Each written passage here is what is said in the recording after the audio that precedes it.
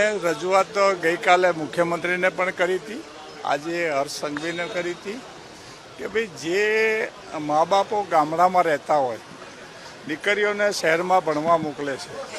શહેરમાં અમદાવાદમાં આવતા હોય, સુરત આવતા હોય કે જ્યાં ત્યાં એને કોલેજમાં એડમિશન મળે ત્યાં મોકલતા હોય છે. પછી ઘણા જે રોમિયો ફરતા હોય છે આચા ખોટા, જે ખરેખર પોતે પોતાના ધંધોય ન કરતા હોય, કાં તો માગીને ગાડી લઈને ફરતા હોય, અને આ દીકરીઓને ફસાવી